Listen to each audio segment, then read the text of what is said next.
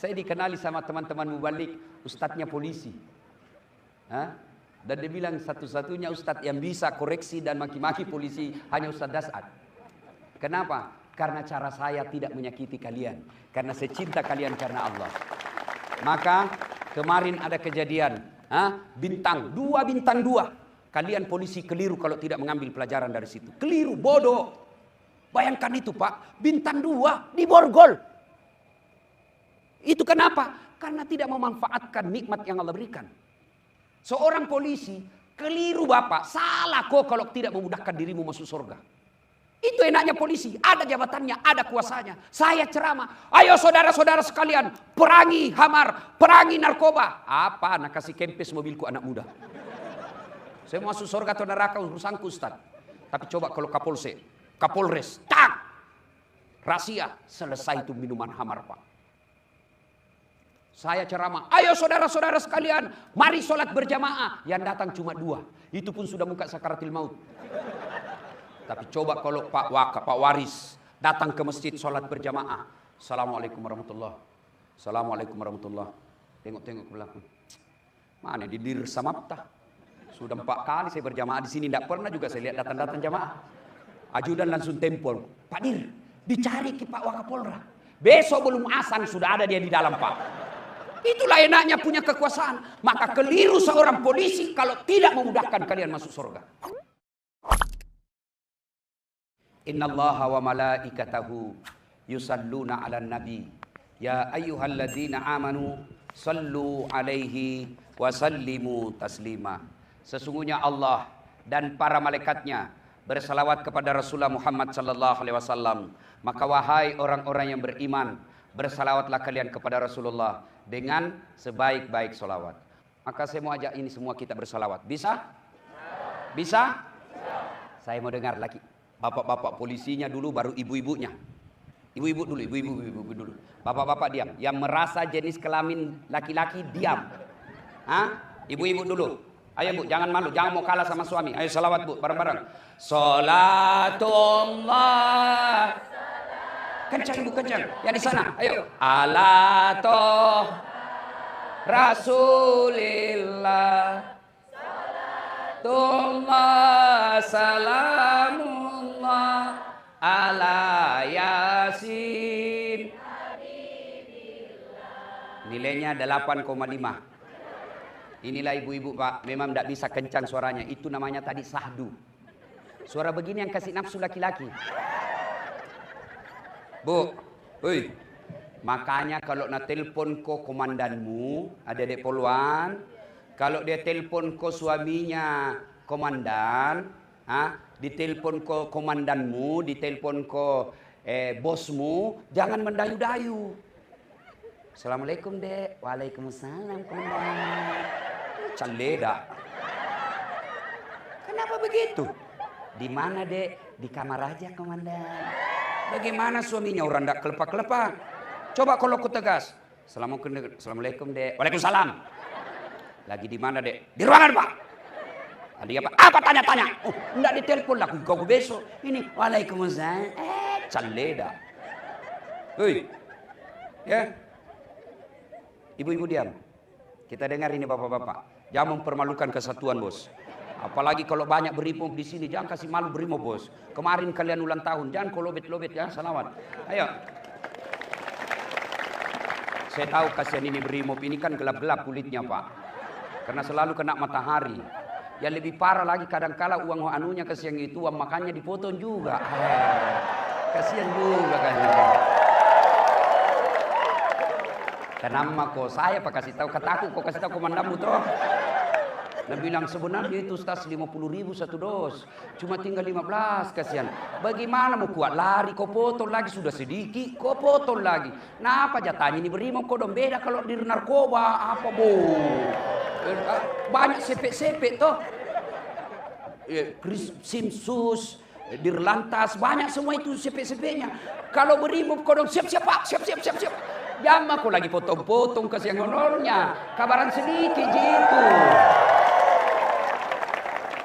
Ya toh? Jantungku lihat bosmu. Saya mau kuliah.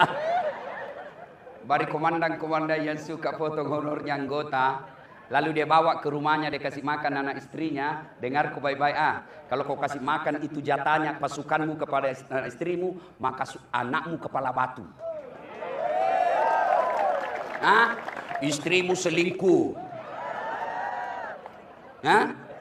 Pas kau pensiun, kan bayangkan kalau kau potong gajinya anak buahmu, dan sumpahi kau itu. Dia tidak di depanmu tapi dia bilang, makan kau sampai jatuh lalu kau, mati kau. Iya toh? Begitu dia pensiun kena stroke.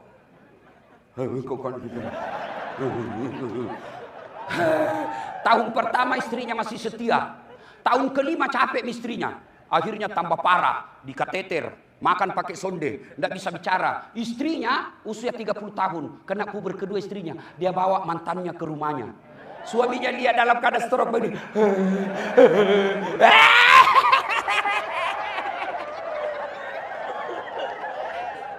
Yaudah bos, ini gaspol atau rem-rem? Gaspol atau rem-rem? Kau bilang enggak? Kau bilang memang enggak? Jangan kau marah. Jadi, ayo ibu-ibu diam, bapak-bapak lagi. Ayo sholawat bareng-bareng Pak. Sholatullah salam keras ala Rasulillah sholatullah salamullah ala Yasin. Masya Allah, nilainya 9,5. Diam kau semua, diam kau. Kita dengar ini lagi komandan-komandan. Ya apa lagi kita kerja ini? Pak Wakapolda dengan PJU. Cocok nih PJU. Ya kita dengar, kita. Ayo. Diam kau, diam. Lihat memang aku semua. Ayo, Jenderal, kita pimpin ini semua kombes-kombes dan teman-temannya. Ya, sholatullah salamullah ala toha Rasulillah sholatullah ala Yasin. Masya Allah, nilainya 9,9. Pak Wakapolda tahu belikan nggak tiket? Kalau enggak, kurangi nanti honornya. Jangan salah bos, beliau itu bintang 1, tapi anaknya hafal Quran sudah hampir 6 juz. Dirlantas, belum jenderal, tapi anaknya juga hafal Quran. Kau berada penipu. Apa? Karena semua mahkota. Oke. Ibu bapak, saudara-saudara sekalian yang saya hormati. Nabi pernah bersabda, dalam dirimu terdapat segumpal daging. Ada juga ulama menerjemahkan segumpal darah. Dalam dirimu semua nih, ibu bapak semua nih, saya juga. Terdapat segumpal daging. Yang apabila segumpal daging itu sehat, sehatlah seluruh anggota tubuhmu. Tapi jika segumpal daging itu rusak, sakit, sakitlah seluruh anggota tubuhmu. Sahabat bertanya, apa gerangan segumpal daging itu? Nabi menjawab, dialah qalbu, hati. Berarti pengendali utama bapak-bapak polisi, ibu-ibu polwan, ibu-ibu bayangkari, baik sifatnya atau tidak, bagus akhlaknya atau buruk, tergantung dari hatinya. Kalau hatinya baik, insya Allah jadi komandan akan melindungi. Kalau hatinya sehat, tutur katanya bagus, kehadirannya dirindukan orang. Tapi kalau hatinya sakit, pangkat jabatannya tinggi, tapi tidak ada orang di sekelilingnya yang senang.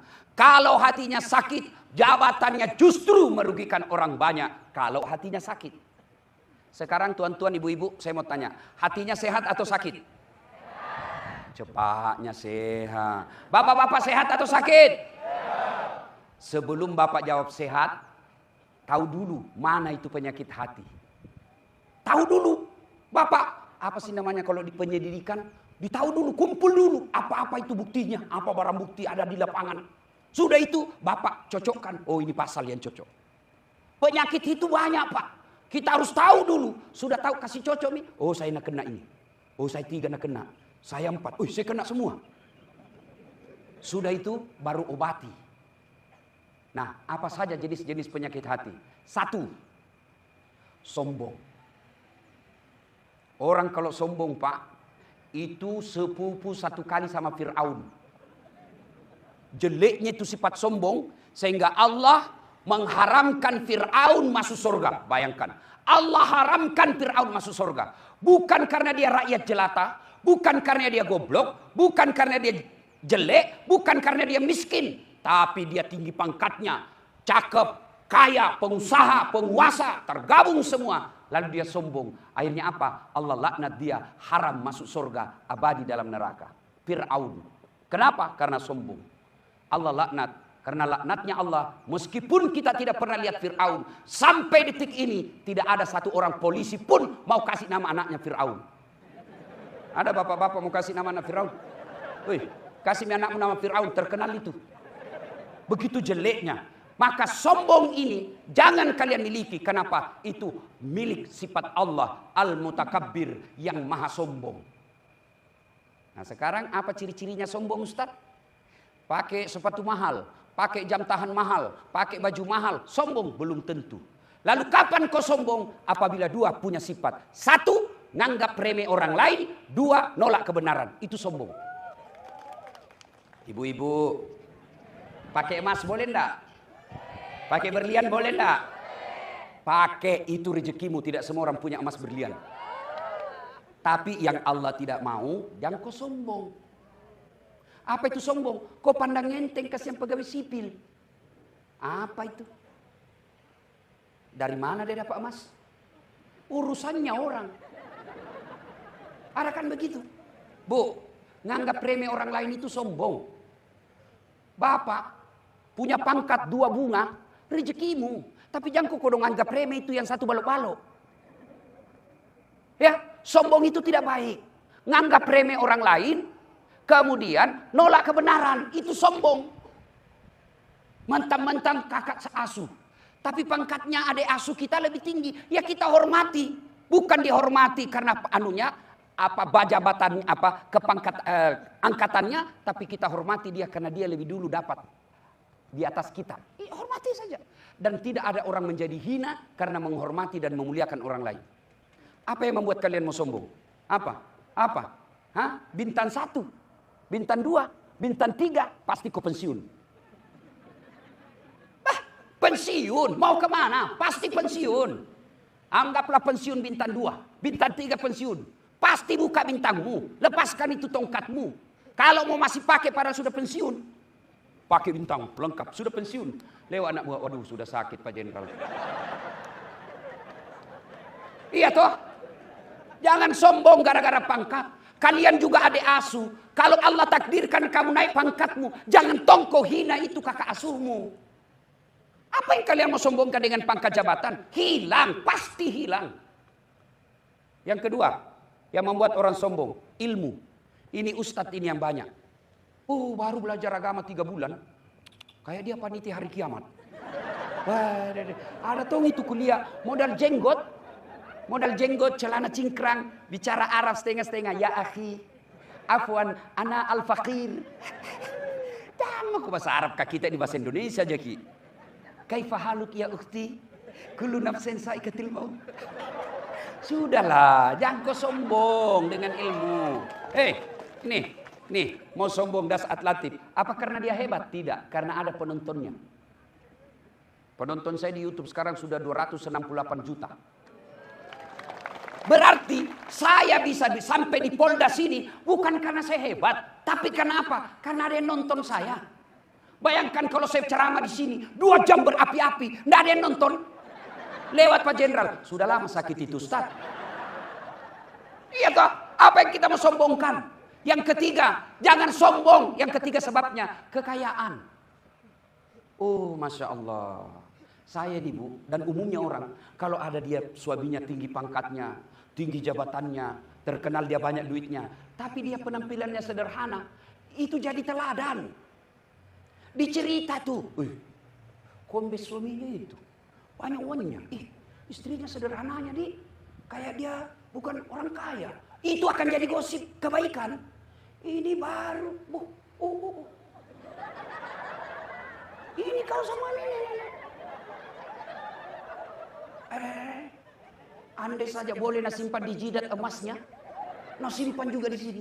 Sekali tulis lalu kok banyak emasku.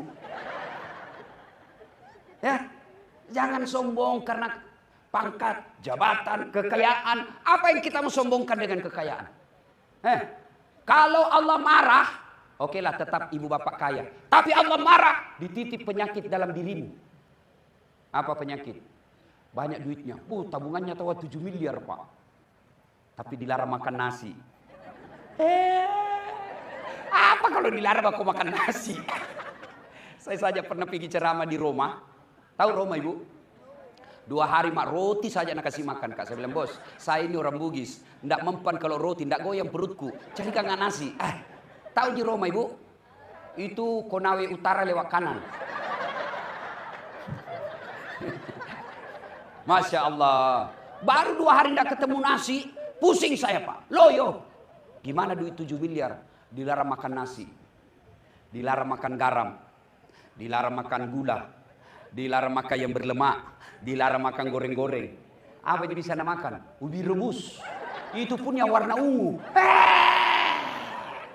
Apa? Begitu dia ke dokter, apa kata dokter? Bapak ini selama dinas tidak pernah kena sinar matahari. Maka mulai besok bapak kelilinglah di komplek pak. Mulai jam 8 sampai kira-kira jam setengah 10. Bapak berjemur ya. Jalan-jalan. Jangan pakai topi pak.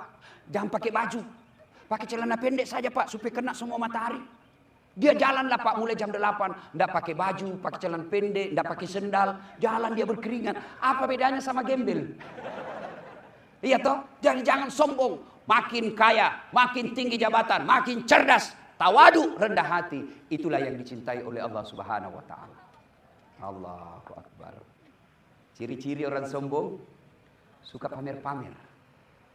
Itu disebut hedon. Bu, nenek. Pakai tas. Orang cerita-cerita dia, iya ada kucing, iya mirip-mirip singa di. Kau tahu saya pernah ke Singapura. Nah kasih baku sambung lagi tuh kucing dengan Singapura. Sudah itu udah kasih baku sambung itu langsung angkat tasnya. Ini tasku di Singapura ini dibeli. Kalau kau ndak bisa kau beli, suamimu baru beradab. Ini kelakuannya semua ini. Biar giginya nakawak juga. Betul itu istri polisi nakawak giginya. Apalagi karena dikawak giginya, napasa dirinya senyum. Beleng-beleng. Sudah itu, nah kasih lagi matanya soft lens warna biru. Nah aku tahu ya kau sekampung jaki dulu. Pakai tongi biru biasa makola. Dia kasih lagi tuh alisnya tebal sekali yang panjang. Tak buka alisnya di pengantin bingung mako. Bagaimana caranya dipasang lagi? Akhirnya apa? Panjang sebelah. Untuk apa pakai begituan?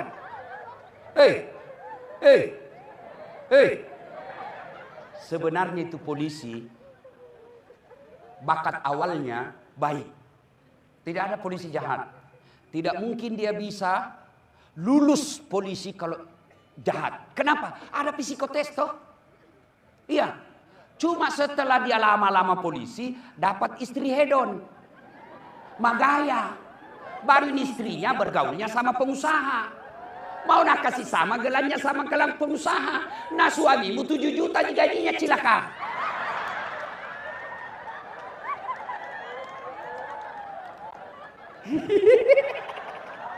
Allahu Akbar. Akhirnya apa yang dikasih yang polisi? Yang tadinya baik, karakternya bagus, pengayom, pelindung masyarakat, dikompori sama istrinya. Tolo-tolo memang ini. Masa kau sudah kawak? Tidak ada. Itu baru jadi polisi 2 tahun. Gelan istrinya kayak pala sepeda. Itu anak buahmu itu. Cincinnya banyaknya. Kamu ini kepala bodoh ini. Bayangkan suaminya dia bilang bodoh-bodoh. Domo ini bodoh memang tuh. Kalau saya kau kasih begitu. Ku ganti kau cilaka. Ada di sini takut sama istrinya? Jujur sama kau saja. Mana ada polisi tidak takut sama istrinya. Nah bilang temanku yang polisi, sebenarnya kita ini Ustaz tidak takut sama istri. Cuma ini istri ada masalah sedikit-sedikit melapor di istrinya komandan. Baru komandan juga takut sama istrinya. Hancurlah kita ini. Pak, dengar. Selama permintaan istrimu masih rasional dan tidak cenderung menghalalkan segala cara, ikuti. Karena itu istrimu, tanggung jawabmu. Tapi kalau permintaannya sudah melanggar aturan sampai membuat kamu menghalalkan segala cara, evaluasi. Lapor mako dipropos. Apakah namanya itu yang paresa polisi? Pak, saya ini kasihan mau jadi polisi yang baik. Tapi istriku ini kasihan suka teror saya. Tolong carikan saya jalan keluar, komandan. Dia bilang, komandan, sama masalah tak ini, bos.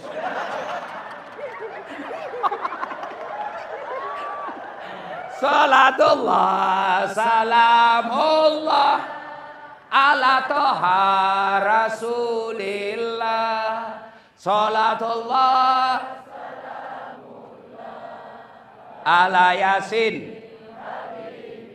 Nah, jadi hari ini pertama penyakit hati sombong. Bu, ingat, iblis laknatullah alaih. Sudah dalam surga itu iblis, Bu. Jin namanya waktu itu, jin. Diusir oleh Allah keluar dari surga. Kenapa? Karena dia sombong. Waktu itu jin disuruh sujud. Jin, sujud kau sama Adam. Inilah hambaku yang paling mulia, lebih mulia dari malaikat. Kau sujud. Malaikat sujud. Tumbuhan, binatang sujud. Satu yang tidak mau, jin. Apa kata jin? Tidak mau saya. Dia juniorku. Dia baru diciptakan. Saya dari tanah. Dia dari tanah, saya dari api. Dia baru diciptakan, saya sudah lama. Masa senior hormat sama junior? Gengsi dong. Akhirnya Allah berfirman, oh jin, kamu sombong rupanya. Kau keluar dari surga. Akhirnya jin diusir keluar dari surga. Kenapa? Karena dia sombong. Jin Pak, sudah dalam surga, sombong, diusir. Apalagi kita. Belum masuk surga mau ke sombong. Nggak dapat ke surga. Maka makin ada jabatan, makin ada kekayaan, makin cerdas, makin soleh dia beribadah. Tapi dia tawadu, Allah katakan itu hambaku yang sangat kucintai. Satu, sombong. Dua, apalagi yang tidak disenang oleh Allah Subhanahu wa taala, penyakit hati, zina. Suka selingkuh. Ada yang bilang, sekarang laki-laki selingkuh, Ustaz. Siapa bilang? Sama banyaknya perempuan yang selingkuh dengan laki-laki. Kenapa? Karena tidak mungkin laki-laki selingkuh sama laki-laki. Tapi ada toh, saya lihat. Tolo-tolona.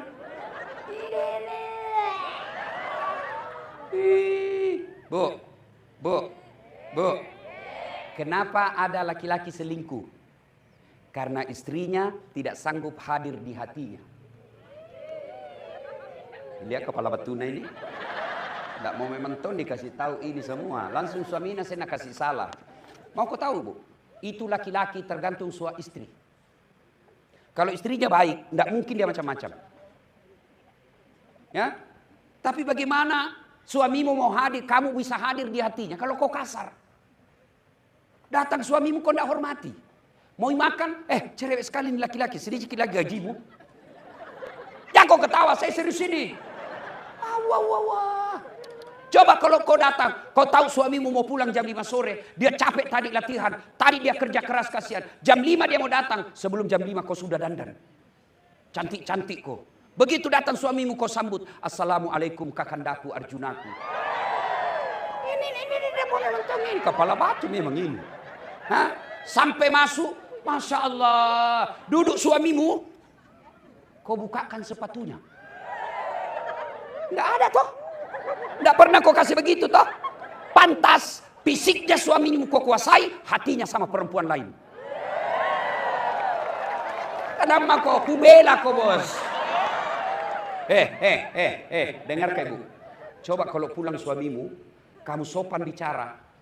Kau telepon dia kalau mau pulang, Bang, mau makan apa hari ini? Saya suka itu nasi gorengmu sayang. Tenang maki Bang, jangan makan di luar. Hari ini saya masak spesial buat Abang. Lihat kepala batunya ini semua. La ilaha illallah. Bu, saya dokter 2. Istri saya kasihan sekolah seadanya. Tapi sepertinya dia bisa sakit, tidak bisa kekhianati. Meskipun banyak janda-janda yang curhat. Bu, banyak janda curhat sama saya, Bu. Kirim-kirim stiker aneh-aneh. Tapi selalu saya bilang, ada bidadari di rumahku. Belum masuk azan subuh, sudah ada di atas sajadah mengaji sampai jam 6. Apa? Pernah kau begitu?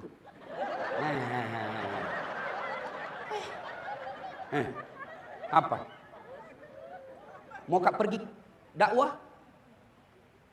Tidak pernah selama saya 10 tahun beristri dan dia, tidak pernah saya keluar rumah tanpa dia antar saya sampai di atas mobil.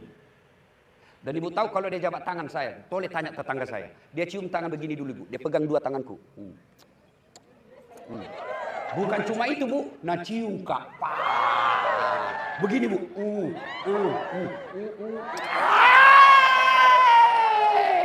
Sudah itu, Bu. Nah pelukkan lagi baru nak kasih begini dadaku. Ustaz, ridhoi saya. Kalau mati mendadak istri begini, Bu, terbuka lebar itu surga. Kenapa? Ridhonya Allah ada sama ridhonya suamimu. Pernah dia pernah kasih gitu istrimu?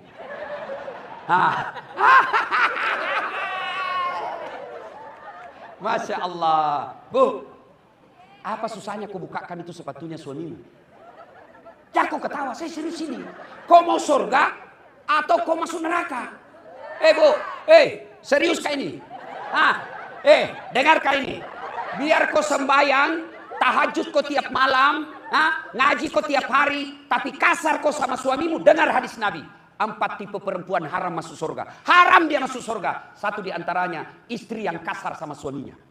Bukan saya bilang terserah kamu, sudah mau aku kasih tahu. Ada memang tong itu istri kasar sekali mulutnya. Datang suaminya tidak pernah baik-baik. Coba kalau datang suamimu, Assalamualaikum kakandaku Arjunaku. Sudah itu kau bukakan sepatunya, Allah tersenyum kepadamu. Tapi awalnya itu pasti berat. Kenapa? Karena setan goda kau. Jangko. Pernah itu salah. Pernah itu kau ingat WhatsAppnya dulu itu yang ada lope-lopenya. Itu setan goda kau. Jangko sedikit lagi gajinya. Setan. Kenapa? Karena setan tidak ridha kalau kau masuk surga. Bu, itu perempuan jauh lebih gampang masuk surga dari laki-laki. 4 aja syaratnya kata Nabi. Kalian perempuan, kalau kau masuk surga kata Nabi, 4 aja syaratnya. Tidak ada hadis jaminan bagi laki-laki. 1, kau sholat. Saya yakin ibu pasti sholat. Yang kedua, puasa Ramadan. Pasti ibu puasa. Yang ketiga, dia jaga harga dirinya. Itu salah satu caranya pakai jilbab. Itu menjaga harga diri. Dan yang keempat, ini agak berat. Dia patuhi perintah suaminya. Ini nih, kau lawan suamimu. Lawan aku suamimu. Sudah jelek rumahmu. Gajimu sedikit suamimu. Bertengkar terus. Di dunia kau sudah menderita, apalagi di akhirat. Karena tong itu kuliah Bayangkari sama suaminya tidak pernah akur. Sumber gosip saja di komplek. Di asrama dia aja dicerita. Kalau bertengkar. Tiap hari bertengkar. Hamil lagi.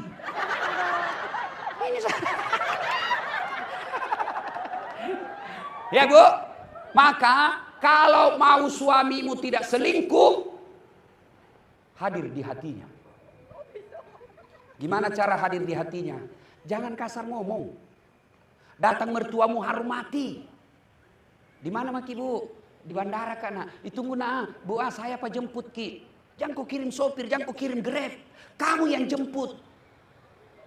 Datang, dia lihat suaminya, anaknya dihormati. Maka begitu macam-macam suamimu, istri, mamanya yang bela kok. Saya begitu Bu. Pernah ada rumor, Ustaz mau kawin lagi. Mamaku mengamuk. Agak melu bene, jaga kau. Mau kau lagi kawin. Apalagi belum tentu kau dapat istri lebih baik dari itu istrimu sekarang. Awas kau. Kalau menikah memang kau haram itu air susuku yang ada di tubuhmu. Tapi kalau kau tidak hormati mertuamu, baru datang dia tanya, kapan ki pulang mak? Ya? Di depannya suamimu kau kasih begitu mamanya.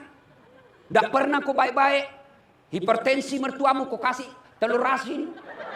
Kasih ikan kering. Nak bilang mak, apa gimana mana kasih Andre. Ini sunat baca dalam hatinya pulang lalu kau cepat. Pulang kampung libur lebaran. Apa nak bilang mamaknya? Apa itu istrimu nak? Batemu ku kasih sekolah polisi. Ku jualkan ku sawahnya warisan bapakmu itu nak. Supaya ku bisa jadi polisi nak hormati ke orang. Nah bagaimana ini na istrimu aja tidak hormati kok. Sudah Mina, kawin aku lagi, ku carikan kau sepupumu. Masih mau kok? Maka hormati mertua, hormati ipar. Insya Allah soal rezeki, kalau Allah sudah ridha sama rumah tanggamu bu, kecil punya mobil dan mobilmu pasti halal. Tapi kalau kau jahat sama suamimu, rumah tanggamu tidak mungkin bisa bahagia. Enak kan jadi istri yang bagus. Pulang suami, sudah dandan. Datang kita sambut dengan lagu. Bila kamu di sisiku, hati rasa syahdu. Kau peluk lagi. Jangan malah baru pulang suamimu lagumu menyindir. Satu kali kau sakiti hati ini, masih ku maafkan. Pak, mau dapat istri yang baik, yang tidak selingkuh-selingkuh? Mau Pak? Mau? Tidak mungkin anak istrimu baik kalau kau selalu kasih uang haram. Maka jangan bawa uang haram ke rumahmu. Jadi polisi lalu lintas tegakkan aturan di jalan. Jangan kau persulit. Bisa diatur itu. Dan rata-rata itu pakai kacamata hitam Pak. Kenapa? Karena takut lihat matanya orang. Sudahlah jangan Pak. Kalau lalu lintas kasihan di jalan paling 10.000. 100.000, tapi tiap hari akhirnya apa? Hatimu menjadi keras dan menjadi biasa itu makan uang haram. Lintas 150.000 jadi 100.000, tapi kalau sus, hati-hati. Jadi mau punya istri yang baik, jangan pernah bawa uang haram ke rumah. Maka istri yang baik, begitu datang suamimu, kau tanya dulu, Pak. Kenapa ini menjadi 10 juta? Biasanya cuma 9.500.000. Dari mana ini 500? Halal tidak? Itu baru. Kalau halal, masuk. Kalau tidak halal, bapak aja yang makan. Saya tidak mau anak saya makan uang haram. Itu baru bisa. Bisa Ibu? Bisa? 500.000 bisa, 15 juta. Bengkok muka. Suami datang bawa buah. Tanya, dari mana ini Pak? Halal tidak? Suami datang bawa kain, tanya dia. Ikhtiar kita tanya. Soal kalau tidak tanya ibu, maka dia terbiasa. Tanya dia, halal mau gaya deng? Halal enggak ini deng? Kalau enggak halal jangan deh. Cukup mie kita yang begitu. Saya tidak mau anakku. Ibu-ibu, bapak-bapak, Pak. Kalau bapak mati nanti siapa doakan kok? Siapa doakan? Hah? Teman, lihat mau ketik di grup WhatsApp. Kalau ada teman tak meninggal, mengulis ketik doa saja malas. Anu jitu nak kikip stiker. Innalillahi wa inna ilaihi rajiun. Enggak ada berdoa. Apalagi kalau kita sudah mati, siapa doakan kita? Anak, ibu-ibu. Kalau ibu meninggal muda, siapa doakan Bu? Suami. Kawin lagi. Maka yang doakan kita anak. Dan salah satu cara supaya anakmu bisa soleh dan soleha, jangan kasih makan uang haram. Penyakit hati yang ketiga, hubbi aklil haram. Suka memakan barang haram. Yang keempat, penyakit hati, kaswatul qalbi. Apa itu? Keras hati tidak mempan nasihat. Ada memang orang itu Pak, dinasehati malah marah. Ini selesai ceramah nanti dipanggil dirlantas. Kan istrinya beliau itu yang setengah mati hubungin saya terus. Mulai dari bulan 9. Sibuk, kalau gitu ganti lagi bulan 10. Sibuk, kalau begitu bulan 11. Saya bilang sama staf, sudahlah atur saja bagaimana supaya kita ke sana. Ternyata selesai acara, apa dia bilang? Dia panggil panitianya. Siapa tadi panggil itu Ustaz? Saya. Lain kali jangan kau panggil ya. Udah aku suka ceramahnya. Masa 6 bahas saya terus dia kena. Ini namanya kadoro. Keras hati. Tidak mempan nasihat. Ada memang begitu. Dan kentara itu mukanya. Meskipun dia senyum-senyum. Saya tahu kalau ini sakit hati. Nah, maka saudaraku, dengar nasihat. Bagaimana kalian mau baik kalau tidak dengar nasihat? Bapak-bapak punya handphone? Punya handphone? Itu handphone bapak kalau dipakai terus kenapa? Lobet. Kalau lobet diapain? Kalau tidak dicas kenapa? Kalau mati masih bisa dipakai? Wih, HP baru tahu. 30 juta nak belikan. Pulsana 5 juta. Tapi tidak ada baterainya. Bisa kau pakai? Begitu juga hati. Ini hati, kalau dunia terus pasti mati. Lihat teman seangkatan, dia sudah AKBP. Mobilnya bagusnya, dunia. Lihat lagi rumahnya, Masya Allah, rumahnya bagusnya, dunia. Lihat lagi perempuan, dunia. Cantik lagi, mulus. Dilihat, dosa. Tidak dilihat, baru bagus. Dilihat lagi, dunia lagi. Dunia. Kapan ngecasnya? Minimal Jumat, dengar ceramah. Itu juga kalau hatibnya bagus ceramahnya. Cuma kalau hatibnya neraka terusnya cerita. Kau dibakal, dibanting, ditusuk pantatmu dengan linggis, digunting lidahmu, tusuk matamu api. Dia bilang anak polisi, dia jamu kopi masjid, dia bikin takut saja itu ceramah. Iya toh? Kapan dengar ceramah? Maka saudaraku, saya cinta kalian karena Allah. Bagaimana cara ngecas hatimu? Minimal kalau baru bangun bos, putar kau itu ceramah di rumahmu. Yang berdiri dan ceramah saat ini Pak, saya tidak pernah pondok pesantren. Tidak pernah Pak. Tapi bagaimana saya belajar agama dari bapak saya. Sudah sholat subuh, nah putar itu kasih ceramah. Dari situ saya tahu, oh haram, oh begini. Akhirnya tahu ilmunya dari ceramah. Coba bapak amalkan deh itu. Ibu-ibu, coba amalkan. Pagi, sekarang dengar ceramah, hanya orang yang buta hatinya tidak mau dengar ceramah. Mau dengar ceramah apa? Mau yang versi kasar-kasar ada. Mau versi yang mengkafir-kafirkan saja ada. Tapi jangan itu. Ada juga itu kayaknya dia, waduh, agama ini sangat susah sekali. Dengar ceramah. Karena itu ngecas. Maka kita bersyukur kepada Allah Subhanahu wa taala, komandan kita mau mendatangkan Ustaz Das'ad Latif. Karena tidak gampang juga saya bisa datang, Pak. Tapi saya Pak Jenderal senang saya kalau polisi undang saya, Pak. Tertib terkendali. Masya Allah, memang bagus, Pak. Dia koordinasinya baik. Itu bagus, Pak. Dan itu kita belum landing, sudah ada, Pak. Hotelnya juga bagus. Penjemputan aman terkendali.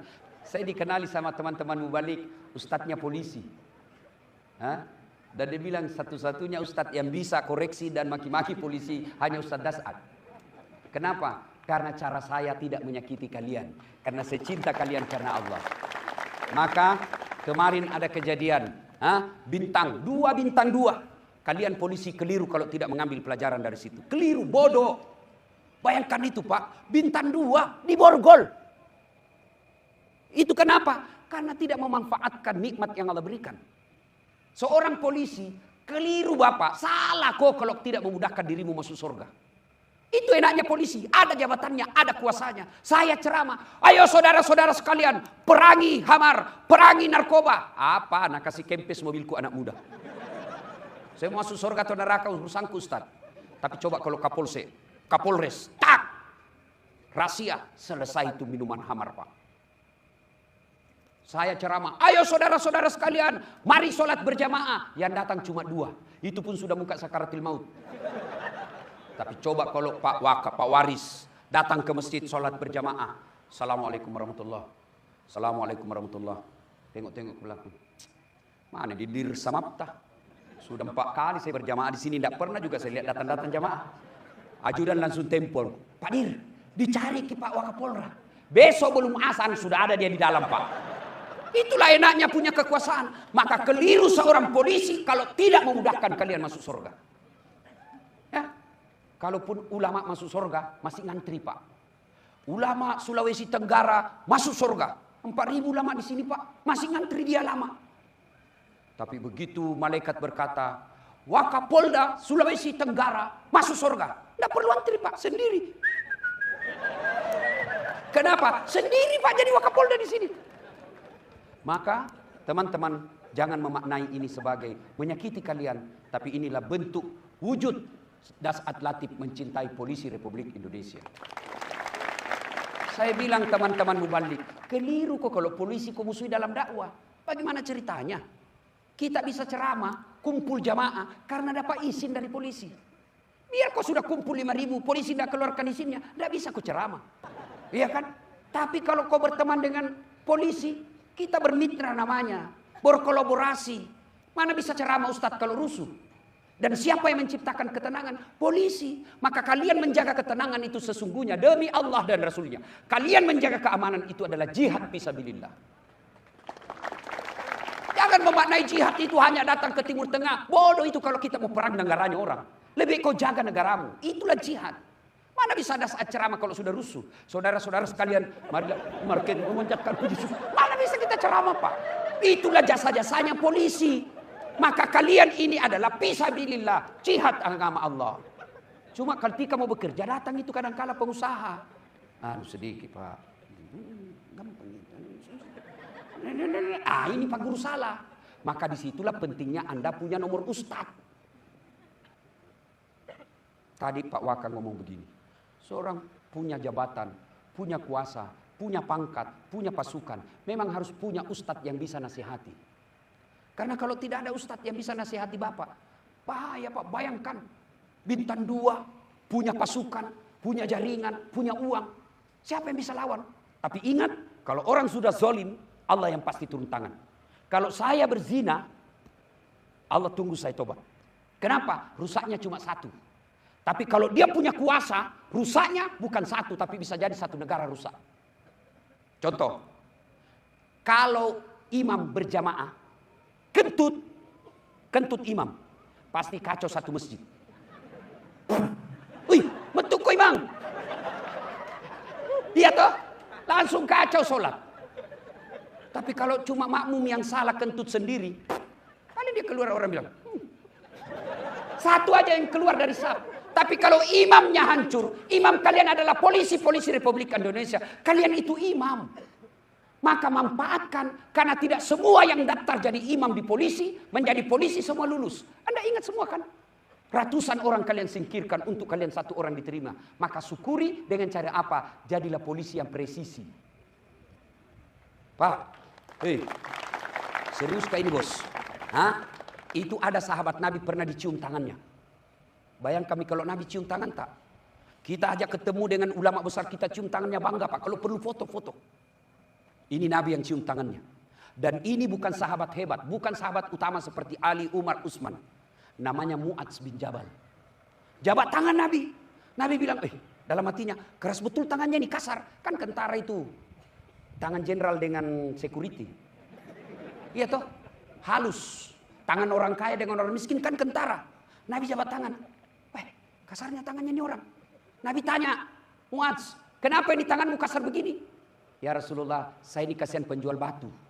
Saya ambil batu besar di gunung, saya potong kecil-kecil, lalu saya buang, saya jual di pasar. Makanya kasar tanganku. Lalu Nabi mengambil tangannya Mu'adz dan menciumnya. Ya Mu'adz, inilah tanganmu yang menghalangimu disentuh oleh api neraka. Karena kamu cari nafkah. Itu Mu'adz cari nafkah hanya untuk 1 orang keluarganya. 1 orang keluarganya. Bapak cari nafkah. Selain untuk keluarga, juga untuk menertibkan rakyat Indonesia. Bapak lebih banyak kerjanya daripada kami ini mubalik. Maka manfaatkan dengan cara apa? Lillahi ta'ala. Kerja lillahi ta'ala. Jangan mau kau cari muka sama komandanmu. Kadang itu polisi setengah mati cari muka sama komandan. Coba. Santai mako bos. Dia komandan 2 tahun mutasi lagi. Hilang lagi sandaranmu. Nah biar komandanmu suka. Kok kalau istrinya tidak suka kok, tidak jalan juga urusanmu. Apalagi kalau Nabi bilang saya tidak suka itu anggotamu. Pokoknya bagaimana caranya supaya hilang itu anggota. Tidak mau kak dia hancur mako. Panggil saya mutasi kau dulu deh. Apa kesalahannya ini sama istri kau tidak suka sekali. Daripada kau capek cari muka sama manusia. Mending kau jadi polisi yang baik. Biar Allah yang ngurus kau punya masa depan. Kalau Allah yang mau urus kau, kecil bos jadi apa? Kecil. Nah saudaraku Bapak Ibu yang saya muliakan. Banyak lagi yang mau disampaikan. Tapi waktu yang terbatas. Ya. Terakhir. Terus. Kok kira tukang parkir? Terus. Ustaz sini tukang parkir. Pak. Ada 1 orang polisi. Masuk masjid. Wih, zikirnya bagus. Berjam-jam bersikir. Ngaji, berdoa. Polisi pertama. Polisi kedua, dia masuk dalam masjid. Sholat wajib. Sholat sunnah 2 rakaat. Berdoa singkat, zikirnya seadanya. Lalu dia keluar. Dia ngatur lalu lintas. Dia atur supaya mobil tidak macet. Supaya ustadz bisa lancar pergi ceramah. Ada mobil masyarakat mogok, dia bantu perbaiki, dia dorong. Ada lagi orang bertengkar, dia damaikan lagi. Mana polisi yang baik ini? Yang mana? Kata Nabi, yang baik, yang sederhana doanya, zikirnya seadanya, tapi dia ada manfaat buat orang lain. Khairun nas anfa'uhum linnas. Sebaik-baik manusia di antara kalian yang paling banyak manfaatnya buat orang lain. Maka bapak-bapak polisi, jadilah manfaat. Selain bermanfaat kedinasan, juga harus bapak punya kepekaan sosial dalam lingkungan masyarakat. Jangan menjadi apatis, jangan menjadi antisosial, jangan menjadi egois. Datang, ibu dorong suamimu. Kalau dia sudah buka bajunya, lalu dia menjadi masyarakat sipil biasa, sampaikan, Pak, datang kita berjamaah di masjid.